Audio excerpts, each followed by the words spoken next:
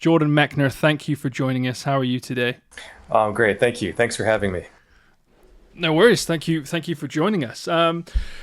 I and Seb know exactly your history, but I was wondering if you could give us a brief introduction into what you've done in the past and more specifically some of the games you've developed. And I'm sure many people on the podcast have heard of your games. Sure. I started making games on the Apple II back in the late 70s, early 80s. My first published game was Karateka, published by Broderbund. It was a karate fighting game, followed by Prince of Persia in 1989, which also released first on the Apple II. And after that, I shifted into more of kind of a directorial role on ports and subsequent games. The Last Express, Prince of Persia 2, The Shadow and the Flame, also from Broderbund, and then The Last Express, a point-and-click adventure game set on the Orient Express in 1914, which released in 97.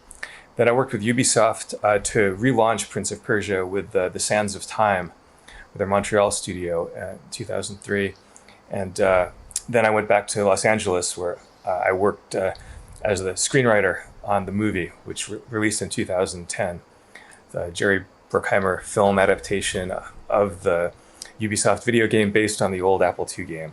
And now I live in France, in Montpellier, where I'm mostly writing graphic novels. And I just released a autobiographical graphic novel called Replay, a memoir of an uprooted family, which is a memoir of my 40-year career in video games and screenwriting, but it's also the story of two generations of my family intertwined. My dad, who composed the music for Prince of Persia and Karateka, and my brother, who served as the model for the rotoscoped animations, appear, in this book. Their stories are intertwined with mine.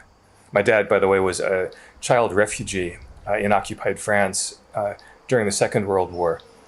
And so as an American, I've come back now to live in the country which happens to be where he spent those key years of his childhood. So the book Replay, it's really about sort of that juxtaposition. Incredible. When's the graphic novel out? So Replay is out now in English from First Second Books and St. Martin's Press. You can get it in the UK and US and other countries. It's out in French from Delcourt, which is a French graphic novel publisher. A Spanish edition will be coming later this year, and other languages I hope to follow. So we've been reading this the past couple of days, haven't we, Brandon? And it's been... By the way, anyone who's would like to find the graphic novel or any of my older games, information about Prince of Persia, Karateka, The Last Express, as well as the new projects, can go to my website at jordanmechner.com. My name's a little hard to spell, but if Jordan Mechner, no space.com, and there I've got archives and a library and a blog, with a lot of information behind the scenes of all of those projects, as well as announcements about what's coming up. There's a lot of information on there as well. We've been having, I've been reading through Replay and kind of using your website as like a bit of an extra kind of source material going on there and sort of checking bits out from there. And too, I love the way that, if we can delve into Replay a little bit, I love the way, as you were saying, there are these intertwining stories all the way through. I really like the sense of almost like a bit of tension that you create, because there's, with the intertwining stories, there's love, there's loss, there's there's success, there's all these elements of your family intertwined. I just loved it. I couldn't put it down once I started reading. I want to talk about the beginning of the book. So you've mentioned that your father, refugee, your father leaving Austria. I mean, reading about those struggles, I can't begin to think about how much that, what that would have felt like. But I really like the moments when, there's a part in the book where he's kind of inventorying things that in his house before he leaves, and there's another part of the book where you're mirroring his actions quite a lot of the way through, whether it's your father or your grandfather. I'm really enjoying this sense of you kind of like having the same thought processes or mirroring the same kind of actions, and the way that while the circumstances are completely different, those thought processes of being in a family and raising your own children, it's just really interesting to read, and how all those things have led on to you actually using those stories in your games and everything like that. It's a brilliant concept. I mean, where did you where do you start with something like that? How did you get all the material together to just sit down and start writing this book? Well, thanks. I'm glad that you're enjoying it. It's I mean, I had the idea of doing something autobiographical kind of in the back of my mind for a while. I thought, well, when I get older, maybe I'll do something. And then because I've always loved comics and graphic novels, and I draw kind of as a hobby. I've been filling sketchbooks, drawing from life. You can see my sketches on my website. Going back, starting about 10, 15 years ago on the Prince of Persia movie set. I started just drawing what I saw around me, and I draw in cafes and airports.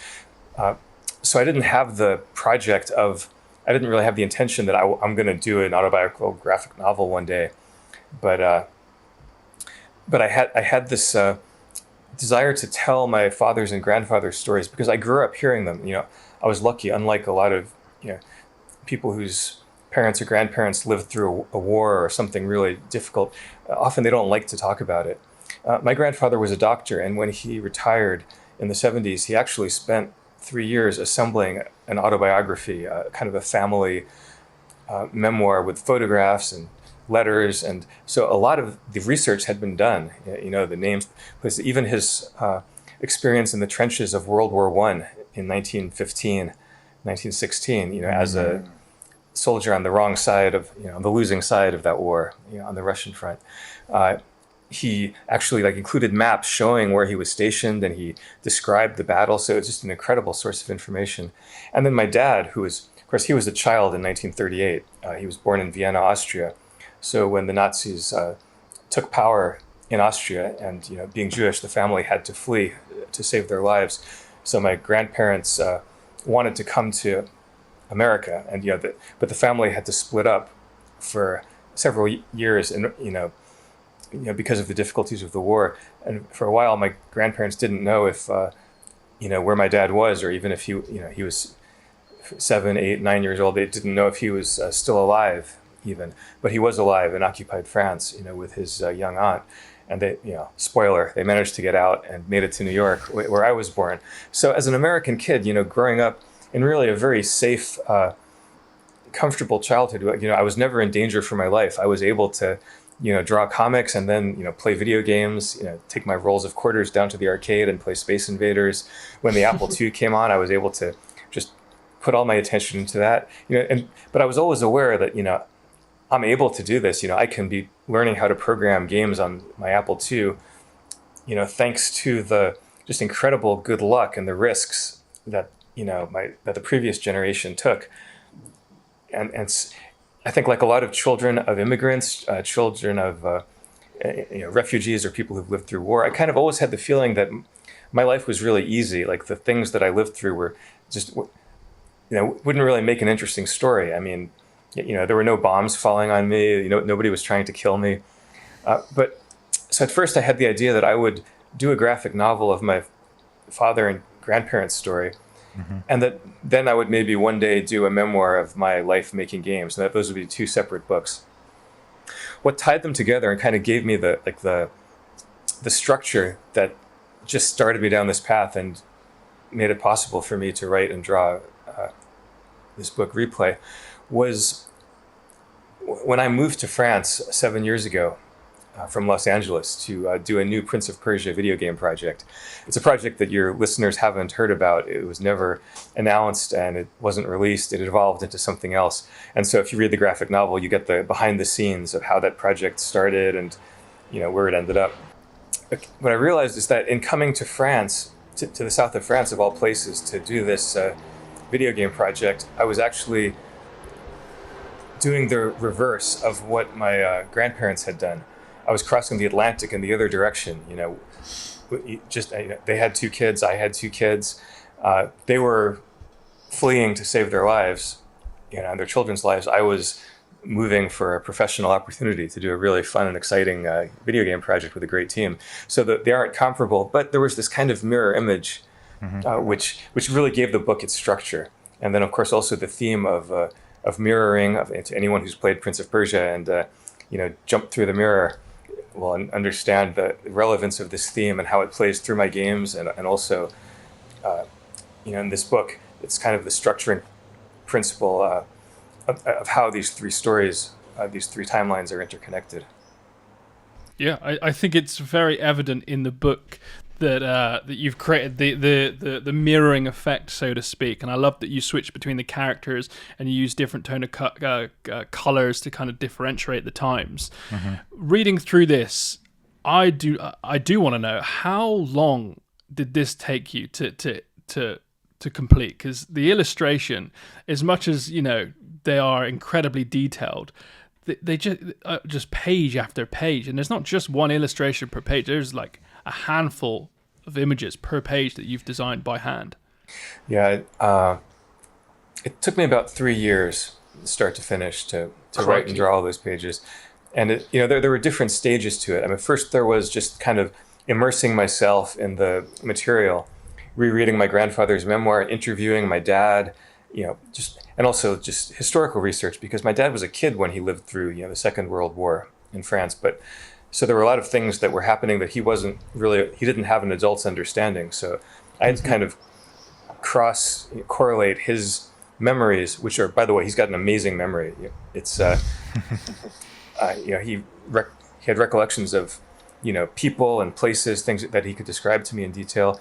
But I had to, then go and read books and find documentaries, interview historians, to sort of get the context and also get the visual references to be able to draw these events. And of course, it's my interpretation of events that I wasn't actually there for. But there's actually an incredible amount of photographic documentation and also, historical testimony and, other people's testimony and memoirs, of life in occupied France, and the same for the First World War. So I had the benefit of all of that.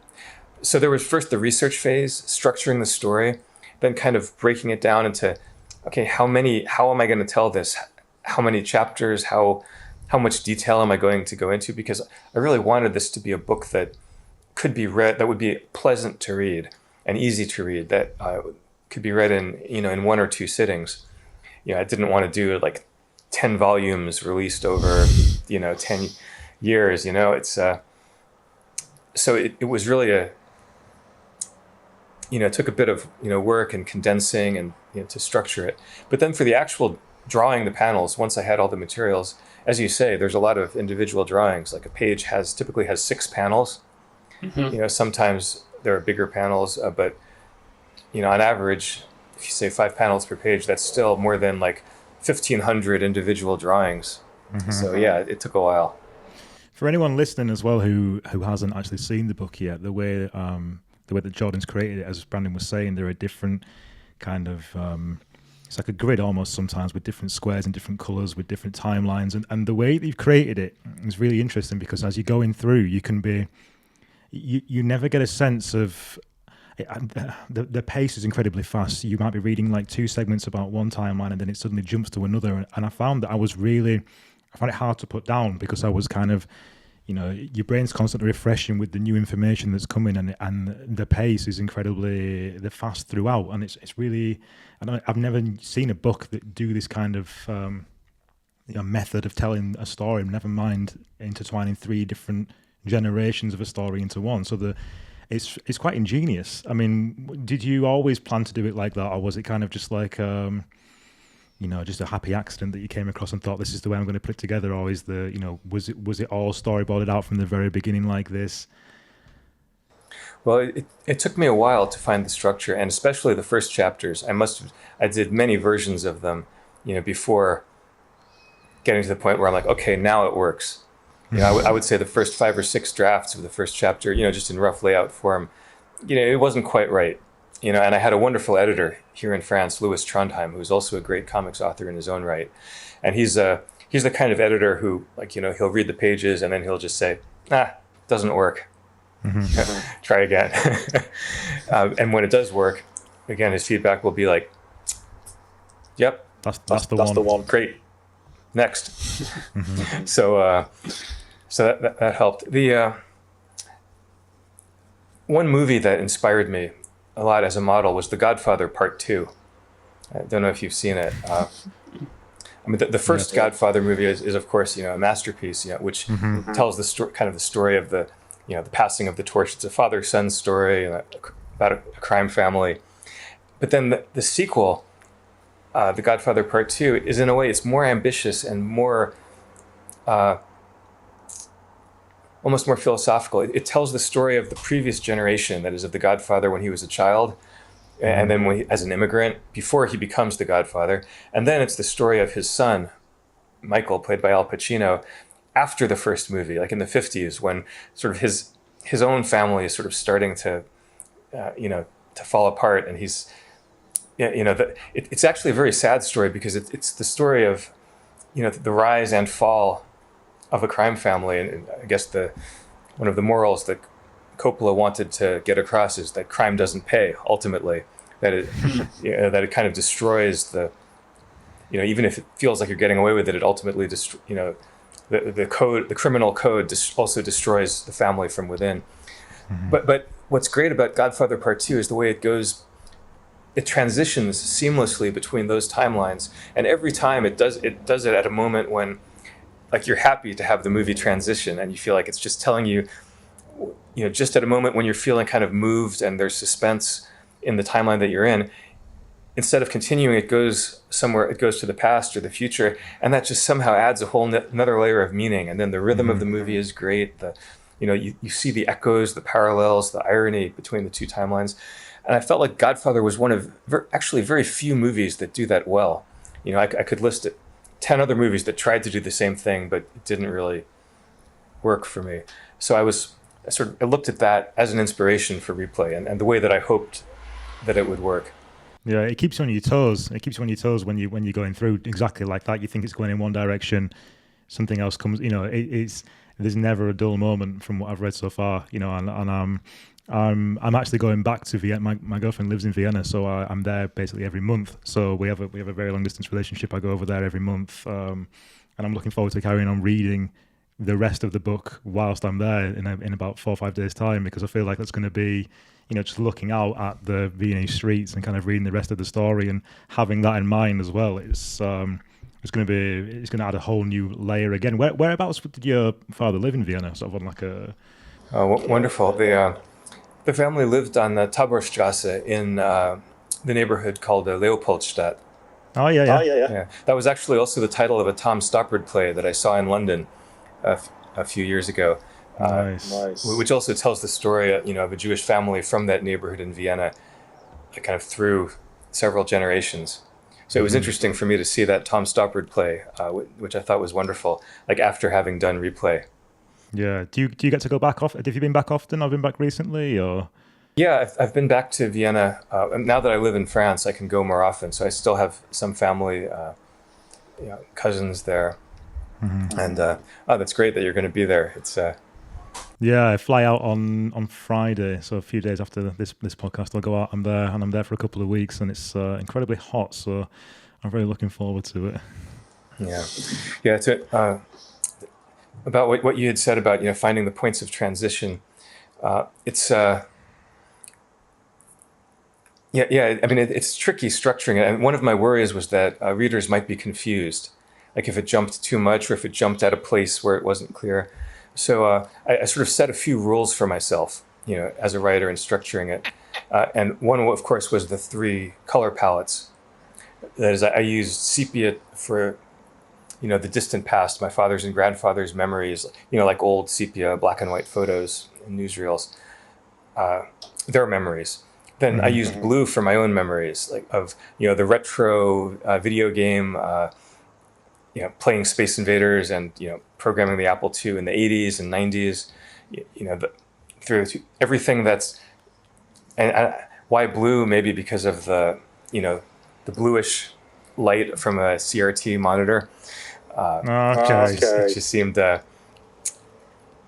anyway, so anytime you see blue, you know that it's my own story, my own memories. And then I used yellow for the present day frame story, moving from Los Angeles to Montpellier. And so you can always tell, like, if it's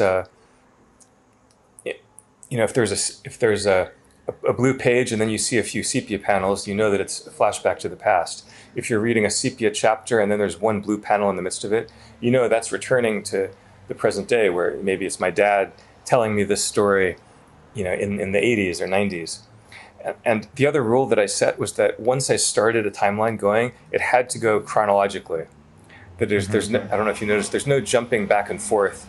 In the blue timeline, in my own memories, like I start with my childhood. There's a couple of pages about how I was into drawing comics, how I got my first Apple II. And then the next time we're in blue, I'm designing Karateka while I'm in college. And then the next time I come back to the blue, it's Prince of Persia.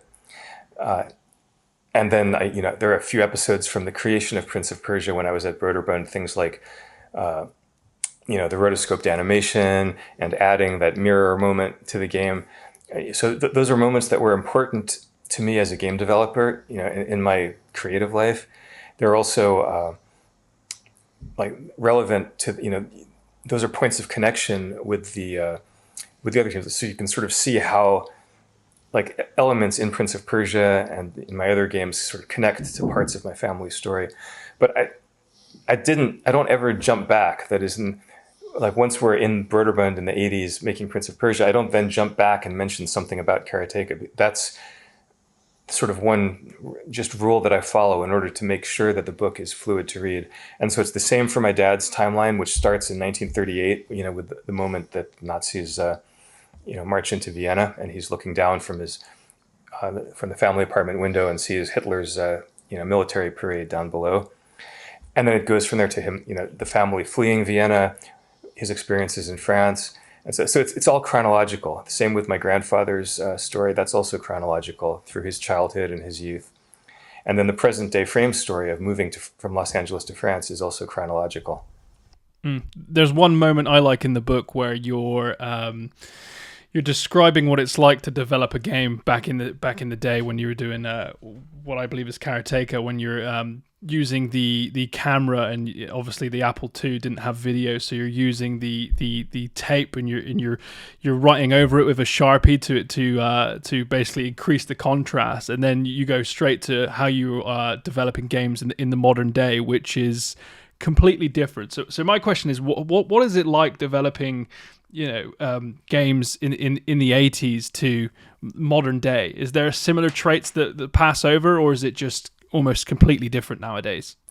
Well, I think the experience of developing a game, some things are universal. I mean, and on one of those pages of the book, I included my 10 tips for game developers, which I think are, I wrote them down for the first time around probably 20 years ago, around the time of Prince of Persia, The Sands of Time.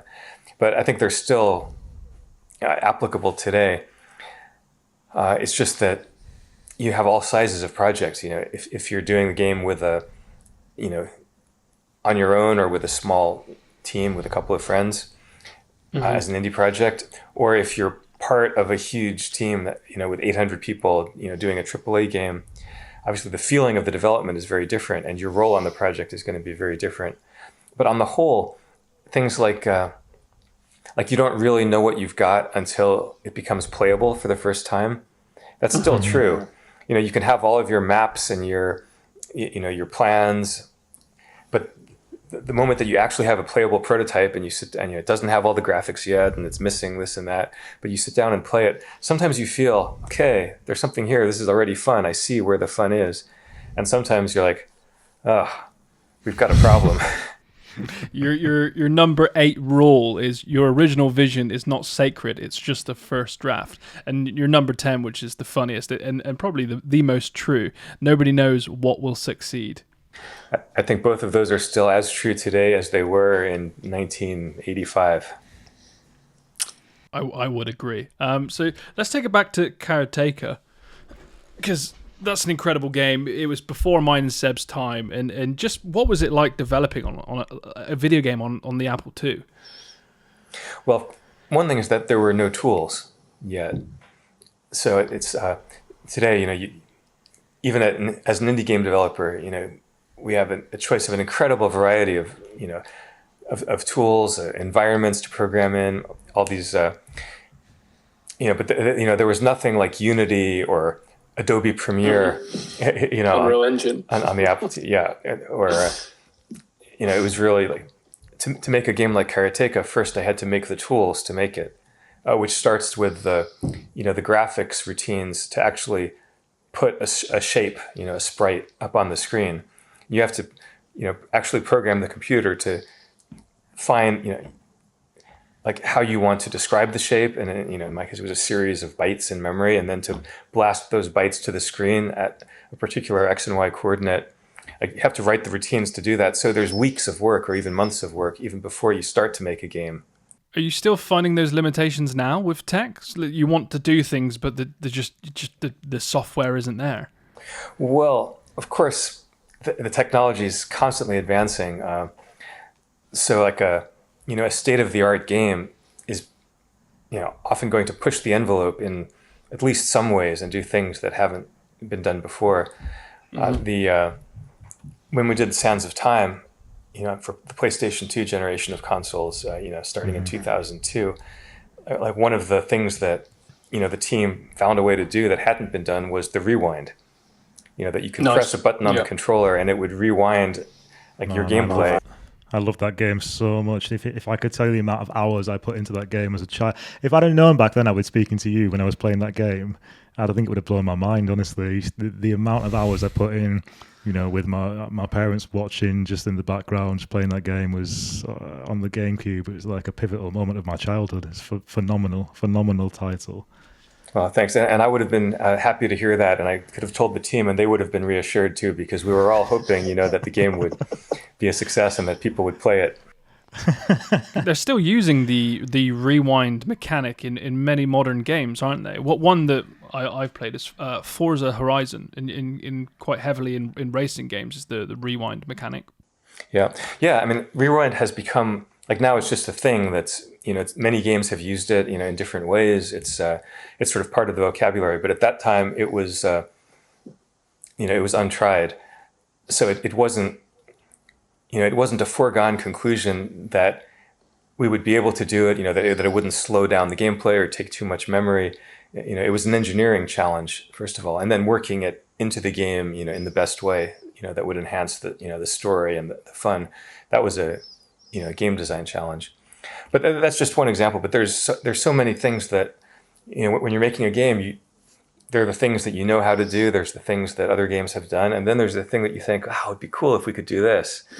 Can we? I think that's been an ever-present, in the game industry, like from the beginning. And I don't think it's ever going to go away. One of the things that I really enjoyed in the book was your dad putting on a karate gi and climbing up onto different objects like that. That's a supportive parent right there. You've got your karate instructor that you've been filming. You then getting your dad to put the gi on to get up and down, and getting those little extra movements so you can put the game together.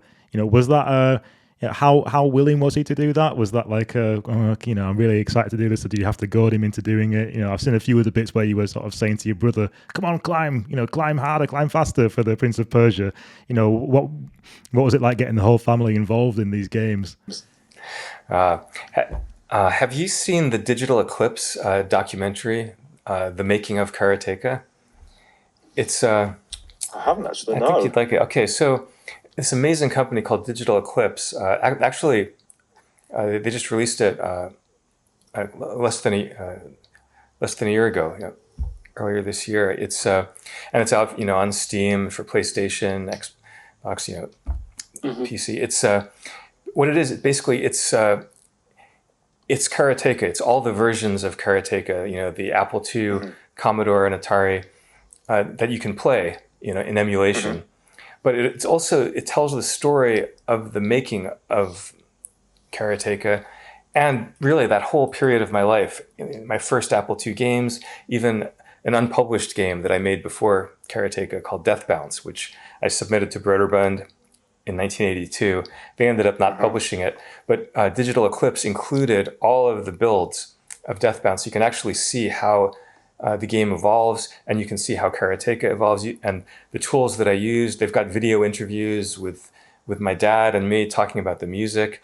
They've interviewed other game developers about their experiences with Karateka, and they've got something called a rotoscope theater, where you can actually take because I filmed my dad on Super 8 film. Right. And then frame by frame on tracing paper with a pencil, I traced the silhouette of each film frame, and then used something called a VersaWriter, a 1980s Apple II device, which I think I drew a picture of it in Replay in the graphic novel. You can see what it looked like. It looks sort of like an architect's pantograph, using the two game paddle potentiometer inputs, as the axes, as the joints of this movable arm. Really a clever device, but I used that to trace the tracings of the Super 8 film frames to get it into the Apple II as pixels. Because of course in those days there was no video in, there was no such thing as, a digitized button or a digitizing, feature on that era of computers.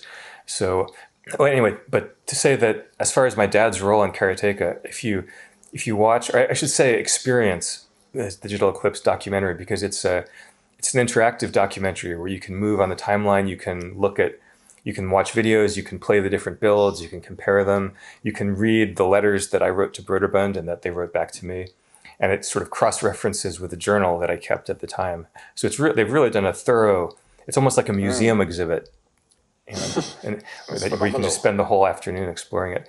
But you can really get a sense of my dad's personality from the interviews there. He's now 93, and he's still very sharp. And as I mentioned, talking about Replay, he's got a great memory for things that happened in his childhood as well as things that happened in mine. And so he was very happy to talk about, what it was like from his point of view, having me, come home from college with the Apple II computer and this game that I was making. I think it was actually his suggestion to have music in the game. I mean, he's not a gamer. My dad probably, I don't think, still, he has never played a video game in his life. But he would sort of see what I was doing when I was home from school on vacation. I was programming Karateka, and he would ask me questions, and he would look at this, then he would say, well, has any other game done this? And so I would, I'd show him a different game, and at one point he said, these games would be more dramatic, it would be more engaging if it had music. And so I'd say, yeah, but it's not really possible with the Apple II. It's got this little speaker. That's why I always play, when I'm playing games, I always have, the record player going. I'm playing the soundtrack for Indiana Jones, or something to, or a Beethoven, symphony to add some excitement, because the game itself, it's just, beat, beat, blip. Yeah. And so my dad said, but these beeps, they have pitch, right? You can vary the pitch of the beeps. I said, yeah. And so he said, well, but if you can vary the length and the tone of the beeps, then you can make music. It's interesting. But of course, at that time on the Apple, you had to stop the animation in order to do that. It took all of the computer's processing power to play these beeps, this series of beeps. And so if you look carefully at Karateka, the opening sequence, the cinematics, and the same in Prince of Persia, the music always plays during a little pause in the animation. The villain points, throws out his arm and points to the door, and the princess, and then it plays a little bit of music, and then the princess starts walking towards the door, and then she turns, and then there's a little bit of music.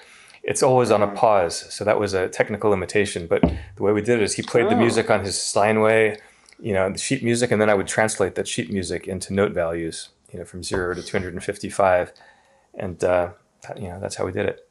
I suppose some of these limitations, they're kind of like, the way that you must have had to be constantly thinking all the time about how to overcome them. As you were saying, there were no set rules back then, so you were kind of making up ideas as you were going along and trying different things, and then the limitations basically, in a way, have helped to create what you've done. And when I was reading about combat as well, and you were saying, we can't put combat in because there's not enough memory to do this. But, if it hadn't been for those limitations, the end result that you came out with could have been completely different. It would have been a whole different game. So the way that you've thought on your feet and been creative and had those like eureka moments, oh, well, we could do this, we could do that, like your dad saying, if we can make the beeps go up and down and fit those in, it's just so interesting to hear. I mean, Brandon and I live our whole lives around retro gaming, and to get some to get some first-hand accounts like this from you about this process is just, it's like a gold mine. It's fantastic. Yeah, it's true. What you just said, that the technical limitations can actually be a spur to creativity. Yeah, so if you can do anything you want, it's in a way that actually can like make a creative impulse lose focus, because you can take it off in so many directions and there's nothing to stop you. What was it like making the jump from developing on the Apple II to a Windows PC? That must have been a huge leap in tech and in software, right? Well, it was a small leap. I mean, from the Apple II version of Prince of Persia to the PC version, just about 6 months later. I didn't. I wasn't the coder. I wasn't the programmer for the PC version, but I knew the team at Broderbund, Lance Grudy, and there was also a sound designer. The music that my dad had composed for the Apple II, he reorchestrated it for various sound cards, and for for MIDI and for various with real orchestration. The sound effects, the PC version of Prince of Persia is the one that probably most people hearing this are likely to have played, if they played it on a computer, and so those digitized sound effects, the sound of the gate slamming. So for me, it was just great to kind of check in on them every day and see how they were just bringing all of these higher production values to this game. I mean, they kept the code, they kept the the game design, but everything was just there were more colors, more sounds, and it just it had it was you could see that it was a more technically advanced machine. Now, that said, there was also the CGA and the EGA graphics set. So I think between the CGA PC version and the Apple II, that's a more subtle difference. It's still just two colors. Instead of orange and blue, the PC had purple and green, I believe. We've got a lot of questions about Prince of Persia, but before we get too kind of stuck into that, can you just touch on the Last Express for us a little bit and have a little bit of a talk through that? Because I remember seeing a little bit in the book again with your friend saying to you, why are you sort of stuck in the past with this idea? Why are you sort of like obsessed with this time period? And I was really intrigued with that, because obviously this is another one of your fantastic games, something I imagine you're incredibly proud of. Give us a little bit of information about that, about the thought process behind making it, why you really enjoy that era, just a bit of a free rein to kind of just give me and Brandon. I mean, I think me and Brandon are really just enjoying just kicking back and listening to you telling us all these stories. So if you want to just go wild with this one as well, that'd be fantastic. Sure. Well, The Last Express was a very different kind of game from Prince of Persia. It was a point-and-click adventure game, and started developing it in 1993. And this was, that was the year of Doom. It was the year of Myst. So there were these new technologies that were kind of revolutionizing like what games had been up to that point.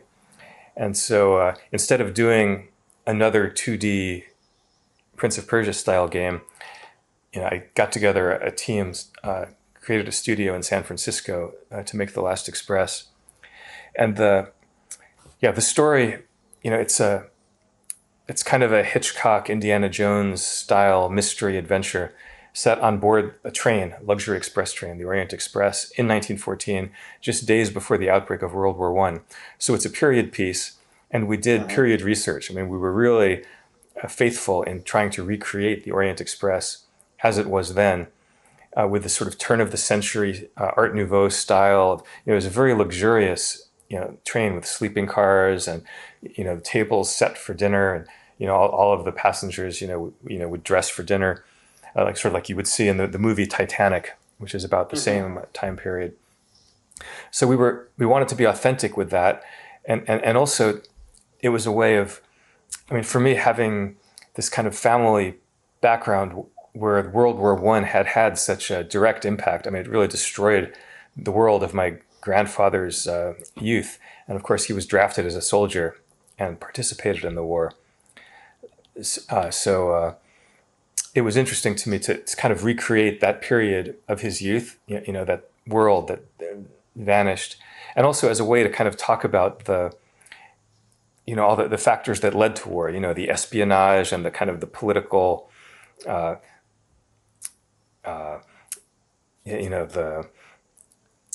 the tensions between Austria and Serbia, the assassination of the Archduke, and why that happened, and how those events impacted everything else that was going on. So to weave that into a fictional story was interesting for me on many levels. But also just as a story, I wanted to tell a story in a game that would be more multi-layered and more sophisticated than the story of, Prince of Persia had been, very simple. You're the hero, you're in a dungeon, get out of the dungeon, fight the evil Grand Vizier, and rescue the princess and save the kingdom. That's exactly the story that Prince of Persia needed, for that kind of platform game. But for The Last Express, I wanted to do a story that had like a large cast of characters and dialogue that you could overhear and eavesdrop on, and subtleties to the characters' motivations. You don't really know if they're, are they good or bad? Everybody's got their reasons. And even the main character, is the character that you play in the game is kind of like the sort of the Humphrey Bogart in Casablanca or the Maltese Falcon. He's like the American sort of hard-boiled loner hero who arrives in Europe in the midst of all these other things going on that you don't understand at first. So you have to kind of find your way through the story. It's so that was a wonderful project, and we had a great team. And technically, of course, again, as we mentioned before, there were a number of things that we tried to do that hadn't been done before, and that's what made the project difficult and made it take longer than we thought at first. One was that we did rotoscoped animation we did a live action film shoot with, I think, more than 30 actors, in costumes and wigs and makeup, all of the train passengers and the crew going through, doing all of the movements and basically performing the equivalent of more than a feature film. It was like performing the equivalent of an entire season of a TV series. We did this in 2 weeks against a blue screen set, and then we created the background renders later as 3D rendered models of the interior of the train. But then the characters, the actors were rotoscoped so that instead of looking like digitized full motion video, of the 90s, they look like kind of hand-drawn, almost like animated pen and ink cartoon line drawings. But you have the subtleties of their facial expressions and the way they kind of turn and look at you as they pass you in the corridor. So that was so to rotoscope thousands of frames of filmed footage. It was something that hadn't been done before. Now of course you could. That's easy to do, and you can. I think there's even an Instagram filter for it. I had to. Yeah.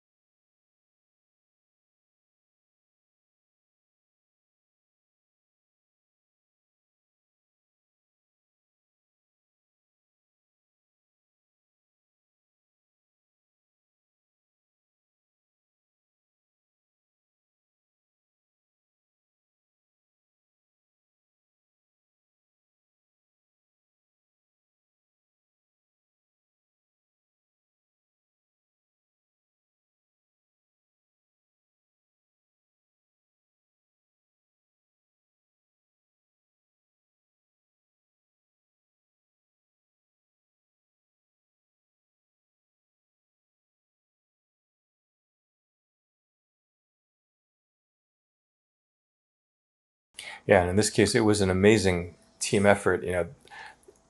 We at one point the team grew to 60 people, which was that was a big team for the mid 1990s, and it had to develop new technologies and new work methods to make this game possible. Things like mixing multiple soundtracks of audio, so that you could have dialogue playing on the fly and music and the train noise and then individual sound effects like the sound of a door opening far down the corridor, and to be able to play all of these at the same time, streaming them from the disc as needed. Even that was at the time, it was a kind of a technological. It must have felt wild compared to just thinking about having one beep and then one bit of movement. It must have been a different world completely. I mean, it's amazing how much the technology of games had advanced in just a few years, from Prince of Persia to The Last Express. And then from The Last Express to Sands of Time, again, just a few years later, the things that we could do on a PlayStation 2. And I think I really feel lucky to have arrived kind of near the beginning of this new art form, and to have been able to accompany it through all of these evolutions. It's really, I think part of what I love, and what people who work in game development generally love, is that it's an art form, but it's also technical. It's technological. So new inventions, and the advances are just steady, and so there's the artistic challenge of how do you use these powerful new tools, to do something that's really worth doing, and at the same time there's just the challenge of making it work, because you're always up against the limitations. Cinema has that too. If you like, I'm also a film buff, and I've enjoyed films. From when I was a kid, movies like Star Wars and Indiana Jones in the 70s and 80s, but also movies from before that, from the 1950s, 40s, 30s, even silent films from long before I was born. And it's interesting to see how with every generation of filmmakers, new things are being invented, and it's great to see how those new things are sort of woven into cinema, and how the medium evolves. First, it's black and white, and the camera is static. Then the camera starts to move, and you start to have cross-cutting. Then sound comes in, and then with sound you can, and cutting, and all the kind of the in-camera special effects that they were doing at the time. It's just a huge advance in cinema in 10 or 20 years. And looking at Star Wars, which was, for 1976, that now qualifies as an old film, an old movie, but at the time, it was brand new, and they did, ILM and George Lucas and his team made that film without any digital, there was no CGI. It was actually a new thing to use a computer to physically control the path of the camera, so that you could reproduce the same movement more than once, to use, to sort of to film different layers and then composite them. And so this was pre-Apple II computers that they used. So I just really enjoy that combination of art and technology. What was the limitations when developing Sands of Time? Well, of course, as always, the memory, the processor speed, how much you can have in memory, and how much you can have, on the disk. So would you be making the game, and you would also be looking at the memory that you're using throughout the development of that game, and going, maybe we have to slow down or cut a few bits here to be able to put the whole game on it? Just to take one example, the dialogues between the prince and Farah, which, as you play through the game, sometimes you have these little exchanges. We called it AI, Farah's AI, but it was really just her. She had, her character kind of had things that she wanted to do, whether it's climb to a particular place and make a certain remark. And then if the prince, if she was in the prince's field of vision, he would respond a certain way. And then, they had these little, and there's a number of these in the game, which I think add a lot of charm to their relationship. So it's not just the dialogue that they have in pre-recorded cutscenes. There's also things that happen while you're playing. One example being, of course, if you get in the way of an arrow and she shoots you while she's trying to cover you, that's or if there's a place that you need to climb and you try it several times but you're not able to make it, then and she sees you, she might make a remark to the effect that, what's the matter with you? So we had a spreadsheet with hundreds more of these dialogue exchanges, and we'd even recorded them, and in some cases had already coded them. But but the memory would only take so many. So I seem to remember her saying, "What's the matter with you?" quite a lot when I was playing that game. And I think I used to get in. Yeah, I used to get to these places where I would be trying to rewind, but it would just get to the point where I'd failed again. So I was basically just rewinding and prolonging the fact that I was about to fall into a pit, and just think, "Oh God, this is my life to a T." Is this? Yeah, incredible.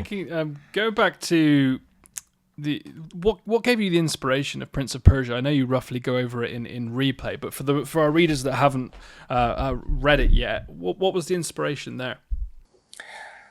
Well, in 1985, when I just graduated from college and had just published my first game, Karateka, the games that I had really enjoyed playing up to that point, included Lode Runner, the Castles of Dr. Creep, platform games. And because Karateka had smooth animation and had been successful and really well received, my elevator pitch for Prince of Persia was, what about a platform game like the Castles of Dr. Creep, with, pressure plates, and switches that will open and close doors. You have to kind of figure out how to get through the level, but with smooth animation like Karateka. So I thought I would use rotoscoped animation again, as I had with Karateka. This time I chose my brother, David, who was 15 years old at the time, as the model. And had him run and jump and climb and do all those things that I thought the character would need to do in the game, and then started to kind of map that animation into a 3x10 modular environment. So the gameplay was like, I had a clear idea for the gameplay to that extent, and as far as the story, I'd been inspired by movies like The Thief of Baghdad, which was the sort of 1001 Nights, a world of evil viziers and princesses and castles and flying carpets, things like that. Yeah. So that plus the platform gameplay, the running, jumping, climbing, and of course the first 10 minutes of Raiders of the Lost Ark, the first Indiana Jones movie, which came out the summer after I graduated from high school, and I think like everyone, I had been really blown away by that movie. Like, what a ride. And since I liked video games, when I saw the first 10 minutes of that movie where Indiana Jones is in the temple with the spikes and trying to avoid stepping on the pressure plates, I'm like, oh, this is basically platform gameplay. But it's just, this is like the Hollywood version. It's so much more exciting and cinematic. And so for Prince of Persia, I thought, wouldn't it be great if combining fluid animation with a modular, puzzle game could create that same kind of suspense where you feel that if you miss the ledge and if you fall to your death, if you fall into the spikes, like you'll really feel that it would hurt, as much as you fear for Indiana Jones during these action sequences. So that was the inspiration. And then it was, 3 years to kind of figure out how exactly all of that would work out in practice. And when you were, when you were making this, did you ever, kind of in your wildest dreams, at any point think this is going to be a major motion picture film? Because that's everyone's dream, isn't it? You started making, whether you're writing a book or whether you're making the game, the idea of, wouldn't this be great if this was a movie? And then fast forward, you're working on the Prince of Persia movie. Jake Gyllenhaal's incredible film as well. What was it like when you got the news that was going to happen? B, what was it like working on a movie like, such a massive scale? C, how proud do you still feel that your creation has made it to that height? Yeah, I mean, that was one of those moments when, you're talking about a 20-year time loop there from, the Apple II Prince of Persia to the Disney film being released on the big screen. But yeah, that was really a moment for me of like remembering how the original Prince of Persia had been inspired by movies, how much I had, loved movies since I was a kid. So the fact that Prince of Persia would then become a movie in its own right was really poetic. And of course just the excitement of, a film shoot of that size. I mean, it's the circus. It's it's the movie equivalent of like today's AAA games. I mean, that production was huge. Filmed in the desert, in Morocco, in places that really, even once you were in the desert city in Morocco, it was like a 2-hour drive for the entire crew to get out into the middle of the desert to the location that they'd chosen. They built what seemed to be cities in the desert. They had, hundreds, sometimes, I think thousands of people probably worked on that movie, with all of the costumed extras and horses, camels, the armors for the battle sequences. So things that we had done for the Sands of Time as cinematics, with pixels, were now sort of happening for real. And by the way, since you're in the UK, Pinewood Studios in London was where the second half of the shoot happened. The director, Mike Newell, and most of the cast and crew, came out of the British film industry, and so they all knew each other. And so it was great for me as an American and as a film buff to just go there and, just at the lunch table to hear like these legends, the legendary costume designer, the legendary editor, all who'd made these films that I grew up with, sort of telling their anecdotes, from the past. So yeah, it was really a lot of fun, and I felt really lucky to be part of that. Absolutely. The last question from us before we get on to the community's questions. What's your thoughts on where the series is going with The Lost Crown? Have you had any kind of input into that, or are you a bit hands off from that one?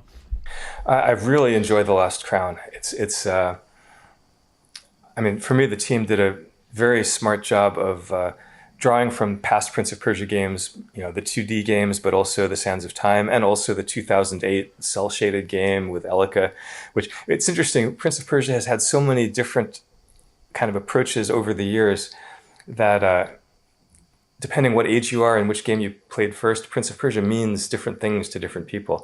And for young gamers today, maybe some of them are too young to have played any of the previous Prince of Persias, but they may have seen the movie.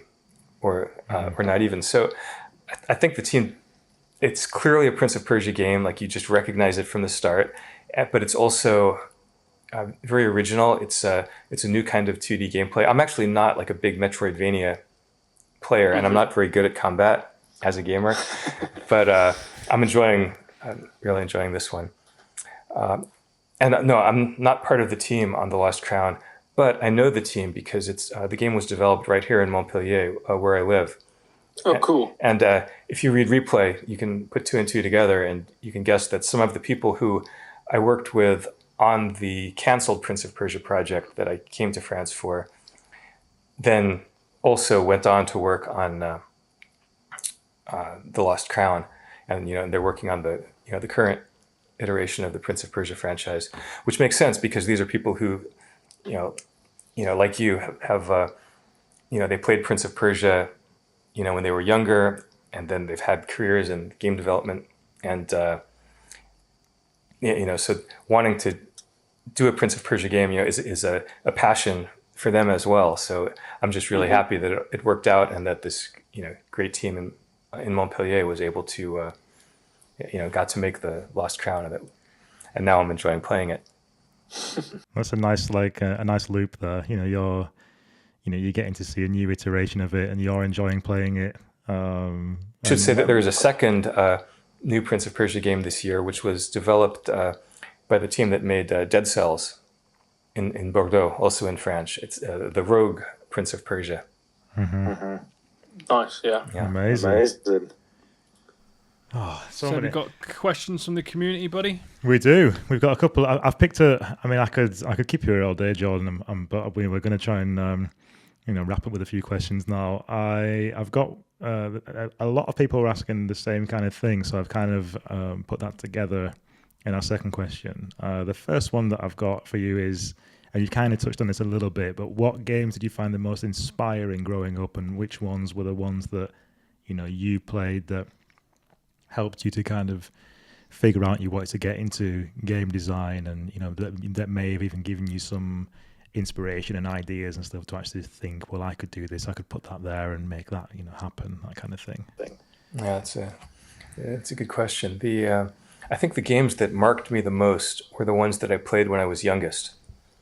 And, I was 13, 14, when I started to play arcade video games like, Space Invaders, Asteroids, Pac-Man. Mm-hmm. So those were the games that, first, that I, became addicted to and really, was excited about playing.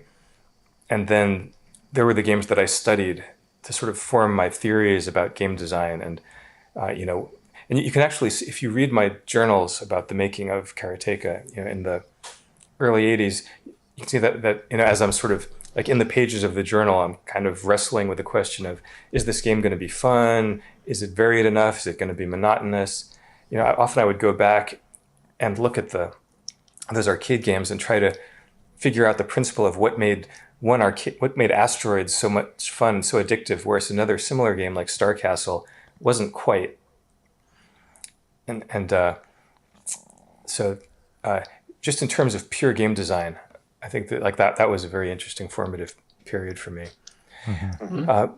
Later games, like later generations, were influential in different ways. I've mentioned Ico on PlayStation as an inspiration for me and for the team in Sands of Time. And there are things like the relationship between the player and the NPC character who accompanies the player on the journey. The fact that the different environments, the different levels, all kind of fit together into a giant 3D castle, so that it's not just a series of levels, but you can actually look down from a bridge and see from far away a level that you played earlier in the game. The Eco inspired Sands of Time, in many of those ways.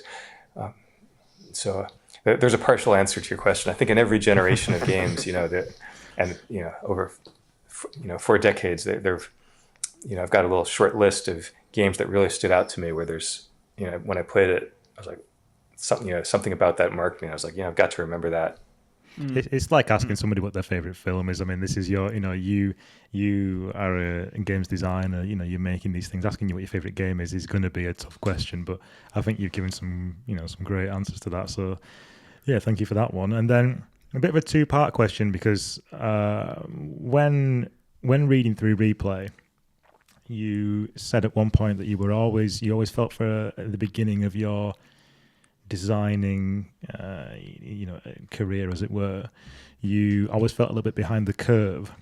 You were saying that you were like having to, you were coming up with something, it was a little bit too late, coming up with something a little bit too late. Brandon and I are both writers. We've written books, we create. I kind of want to ask you how you sort of adapted and kept going with that. How you kind of, if you had any sort of strategies or for just kind of keeping going, keeping the momentum going, not losing your vision, not losing a sense of determination in those moments. And if you still kind of get those feelings today when you're creating your graphic novels or new game ideas.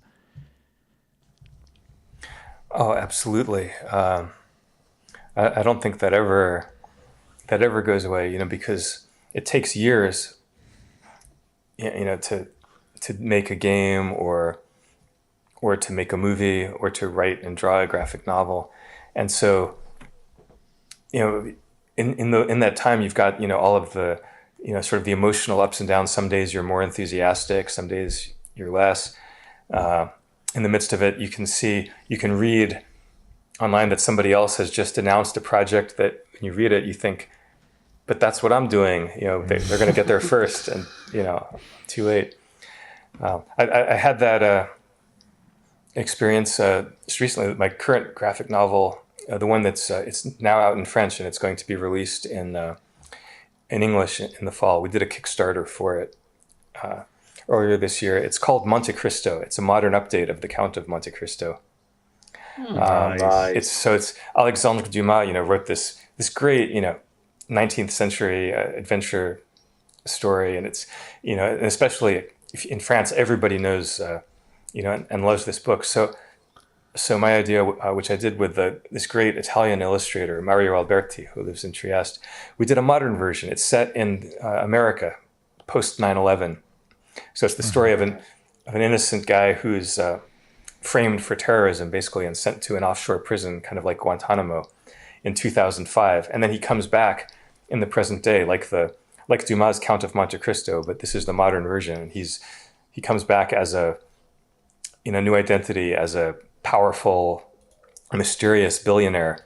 Nobody really knows where his money comes from, but he's playing this cat and mouse game, where he plans to use his immense fortune and his brilliant mind to take revenge on the three people who framed him and sent him to prison for 15 years and kind of robbed him of his youth and of his first love. So the structure is similar, but it's a modern version of the story. And so during the years of drawing this, I was like, oh, I hope nobody else comes out with a modern Monte Cristo, and at a certain point, we saw that there's this huge new movie coming out, Monte Cristo, and we said, oh my gosh, it was just, we looked at who's involved, but then we saw that it's a period piece. And it's actually just released in France. And from what I hear, it's great. I haven't seen it yet, but it's the original 19th century Monte Cristo. So it's like, okay, ours can still exist. Yeah. But so I know the feeling, and I don't think anybody is free of that feeling, because if you have a great idea and you think, this hasn't been done, why hasn't it been done? It should be done. Let's do it. But then during the time it takes you to do it, you're just biting fingernails the entire time, just hoping. Yeah, the one more that we've got, basically the last one I want to ask you is, again, this is the one that's a bit of an amalgamation from members of the community. Just how long it took to get to the stage of being okay with cutting parts from your game. How long you, as a creative, you tend to be quite precious over the things that you're working on the material you're creating. And obviously one of the points of your 10 points for video game production was you've got to be okay with cutting bits out. Did you get to a point where that kind of felt normal, felt okay for you, or did you kind of, is it still a bit of a struggle when you wanted to edit parts from the work you've created, be it games or graphic novels? How do you find that process? Are you quite ruthless now? How long did it take to get to that stage of being ruthless and just, going with the process? That's a great question. I think that's a lesson that I was lucky to learn early.